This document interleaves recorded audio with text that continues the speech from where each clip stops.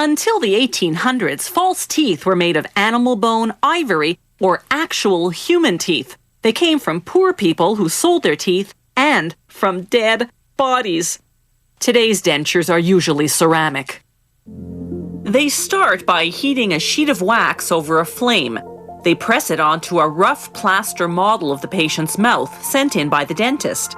The lab technicians use this model to prepare what's called an impression tray, what the dentist will use to make a rubber mold to cast the dentures. They apply an acrylic material over the wax lining, forming a handle so they'll be able to remove it afterwards. Once the acrylic hardens, they pull it out of the model and discard the wax. The dentist fills this new acrylic tray with rubber to take a final impression. The lab uses the hardened rubber as a negative mold of the patient's mouth. They fill it with plaster to make a new, more precise plaster model. Then they use the new model to make the part of the dentures that fits on top of the patient's gums. They take special orthodontic acrylic and press it into the model to form what's called the base plate. Then they heat a sheet of wax to form a rim on the base. This new acrylic and wax model now goes back for another fitting in the patient's mouth. The dentist takes a series of measurements to show the lab exactly where to place the teeth. The model goes back to the lab, where technicians select the teeth that'll best suit the size of the patient's mouth. They install the teeth one by one into the model's wax rim. Then they send the model back to the dentist for the final fitting. The dentist checks that everything is centered and that the patient's bite is properly aligned.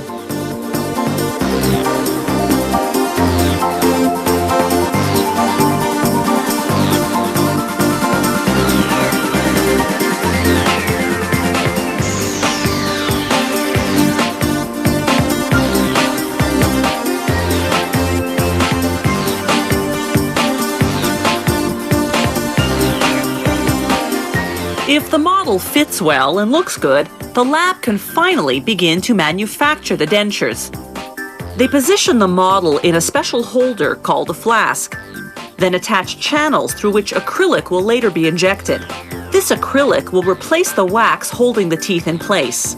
But first, to get rid of the wax, they have to cast a plaster mold to hold the teeth in place. Once the plaster dries, they submerge it in hot water for 5 minutes to melt the wax inside.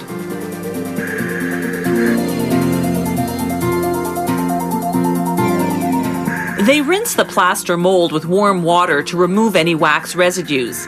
Then they apply what's called a separator, a chemical that will keep the acrylic from sticking to the plaster mold, just like greasing the pan when you're baking. They position a cylinder of acrylic right over the flask. Using an air pressure piston, they force the acrylic into the plaster mold. They submerge the mold in boiling water for 35 minutes to harden the acrylic.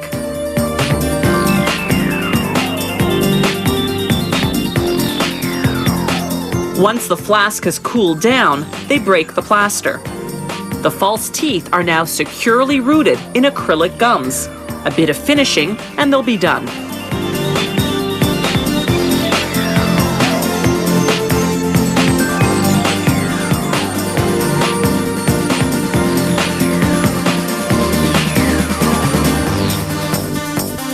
An ultrasonic bath gets rid of any remaining plaster. They polish the acrylic with pumice, then shine it up with a polishing compound.